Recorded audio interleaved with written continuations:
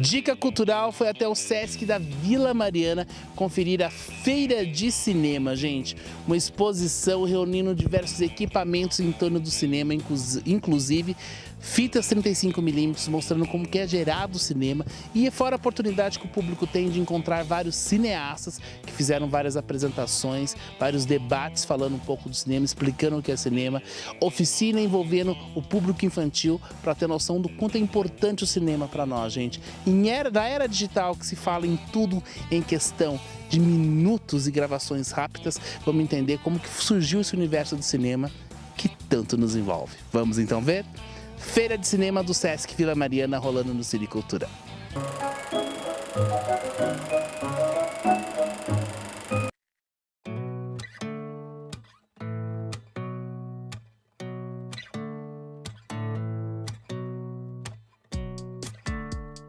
Feira de Cinema do Sesc, o Cine Cultura está aqui cobrindo esse evento. Tem ao meu lado um dos curadores do evento, Caio Lazaneu. Caio, parabéns pela iniciativa. Acho que tem que trazer o cinema, de tudo explicar o que é o cinema e da onde vem o cinema, né? Formação de público é importante, né? Sem dúvida, Cris. Obrigado pela cobertura do Cine Cultura. A gente faz uma feira aqui nesses 4 dias, dedicada ao cinema, sobretudo ao suporte da película, né? Então, o cinema que foi substancialmente importante durante mais de uma centena de anos, né? Continua presente no imaginário, continua presente na gênese do cinema, na história de gerações que passaram pelo cinema, que produziram cinema, mas é uma modalidade, um tipo de cinema que está em pleno processo de extinção. Exatamente. Né? Os adolescentes têm que saber de onde veio o cinema e como funcionou o cinema, né, Caio? Isso, no seu suporte material, a película cada vez mais tem acentuadamente sendo substituída pelo suporte digital, né? Então, nesses 4 dias, a gente dedica uma programação integralmente ao cinema no seu suporte da película, né? Com destaque ao Super 8, ao 16mm, com projeções de 16mm, com feira com equipamentos de Super 8, com revelação de Super 8, né? Até oficinas dedicadas a aspectos pré-cinematográficos, brinquedos óticos que eram comuns de um período anterior ao cinema, né? Então, tem esse aspecto estético de enorme relevância, né, na história do cinema, mas também, ao mesmo tempo, a história de uma evolução tecnológica, né? Um modo de fazer que teve na película uma forma de pensamento muito genuína e importante. Quem está assistindo não está sabendo o que é película 35mm e Super 8. O que seria, Caio? A película Super 8, ela surge num momento, né, histórico, mais ou menos na década de 1960, voltada a um cinema, digamos, né, de cunho amador. Hoje, inclusive, nós temos aqui na feira um chamado Home Movie Day, que é o dia do filme caseiro, né? As pessoas são convidadas a trazerem as suas recordações, suas latas, né, seus registros de família, exibir e conversar sobre isso. Quer dizer, o Super 8 ele era um suporte de 8mm, né, surgido para baratear uma produção mais, digamos, caseira, num aspecto muito positivo, amadora, né, que propiciou desde de inovações artísticas, de um cunho mais experimental, de realizadores, né, que faziam cinema com suportes Super 8, até mesmo esse registro despretensioso, registro familiar. Quer dizer, então, pela bitola ser pequena, 8mm era muito mais barato, né? O chamado cinema de 35mm, né, que já está associado praticamente desde a gênese do cinema, né, é o suporte de 35mm de tamanho mesmo, traz todo esse aspecto, esse imaginário do chamado cinemão, né? Um cinema já mais caro, blockbuster. Não necessariamente blockbuster, né? Há também um experimentalismo que pode ser visto, experienciado em 35mm, mas é uma película cara, né? De uma outra forma de procedimento e de pensamento, uma outra estrutura de produção, né? Então, a gente, nesse universo da película, também vai passar por relações econômicas diferentes, né? Por relações de estéticas diferentes.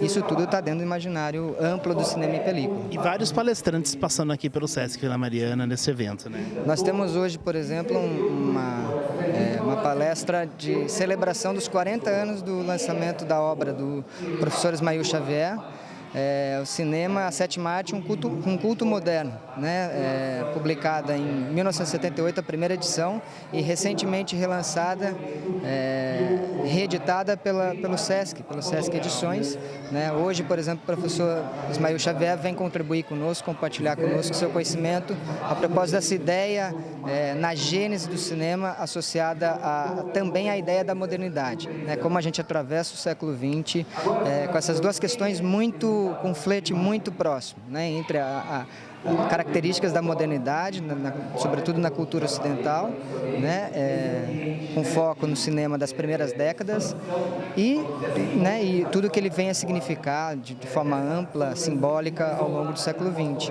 né? Nós temos também, desde essa relação do cinema com a modernidade, até palestras, por exemplo, como tivemos hoje com o professor Rubens Machado Júnior, dedicada ao experimentalismo em Super 8, né? Então você tem desde questões mais amplas, filosóficas, até questões, né, estéticas mais específicas, como experimentalismo em Super 8, enfim, uma programação bastante vasta.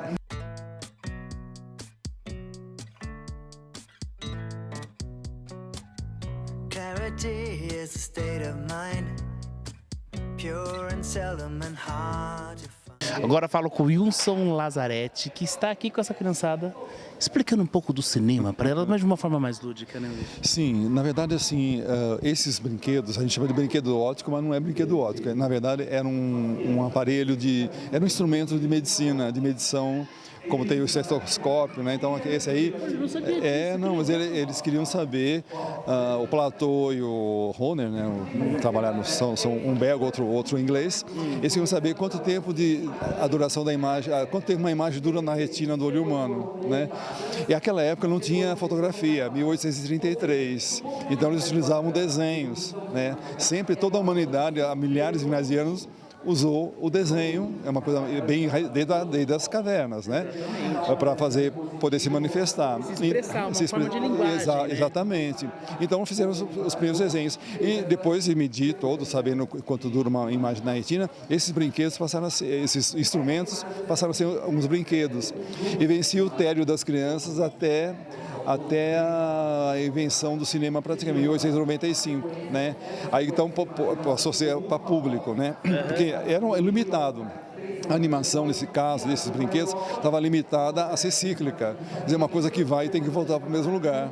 Por exemplo, não dá para fazer um pintinho nascendo e ir embora, né? Exato. Tem que fazer o pintinho, ele nasce do ovo, mas tem que voltar para o ovo, né? E assim vai. O sol se pondo nascendo e se pondo, a lua nas suas fases, uma flor a flor não pode crescer e florescer, ela tem que crescer e decrescer. É uma linguagem, né? Isso é uma linguagem. E isso tornaram muito popular. Até hoje, se você pegar um grande animador, assim, de grandes estudos, ele vai ficar encantado com um aparelhinho tão simples, né, que gira e você ter o movimento na ponta do lado. Eu tenho um amigo meu desenhista, ele faz em várias folhas e vai voltando, e o movimento é perfeito, da mesma figura, com várias ações diferentes, mas que dá aquele movimento que a gente vê na televisão em si, né? Isso exatamente, isso é assim que se faz. E agora, esse descobrimento da imagem, de uma projeção sua poder se mover, é desde a época das cavernas. Até hoje é fascinante você projetar a tua sombra na parede com uma vela, uma lâmpada, né? É o que o homem das cavernas fazia. Aquilo era um ritual. Então isso também é animação, né? Você está provocando vamos dizer assim, abstraindo uma realidade, porque não é você, é a sua sombra, é projetada na parede. E nas cavernas, o próprio o fogo, o flick do fogo, projetava umas imagens na parede, flicando, né? Isso alterava a nossa retina também, né? Nossa capacidade de reter as coisas. Então, na verdade, o grande descobridor da animação foi o homem das cavernas. Depois de milhares e milhares de anos, aí veio os brinquedos ópticos e depois, finalmente, o cinema. Do cinema para cá foi uma evolução muito grande. Mas a essência da própria arte está nesses 30 mil anos de história, né? E as crianças, como que reagem na oficina Qual a sensação? O que você faz? Olha, assim, é surpresa, né? Assim, porque primeiro você vê, você acha que aquilo não vai funcionar. As crianças, né, acham, não vai funcionar. Ah, mas funciona, né? E depois depois ela compreende todo esse processo que eu falei para você, que tem 30 mil anos, né? Que está embutido na gente, é claro, senão não teríamos como. E depois um sorriso. Você, então funciona mesmo, né? Um coração pulsando, entendeu? Você consegue assim fazer grandes coisas na animação. Aliás, existem os clássicos da animação nessa linguagem, né? Se você vai lá para a França, você vai nos museus, ainda tem esses brinquedos óticos originais, né? Que são as sensações que o pessoal vê até hoje.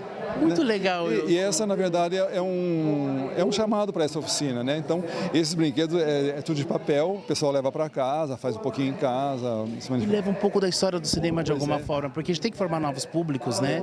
Nós estamos passando por mudanças, né? Aliás, a grande falha do cinema brasileiro é não ter público. Exatamente. Nosso cinema nacional sofre com isso, como também o que vem de fora. Então, seu cinema é sobretudo um ritual, né? Que você sai, vai para casa, e sai de casa e não vê na televisão, né? É diferente. Exatamente. Wilson, muito obrigado por participar do Cine Cultura, viu? Tá bom, eu que agradeço, né? Espero aí topar a próxima. Obrigado. Obrigado.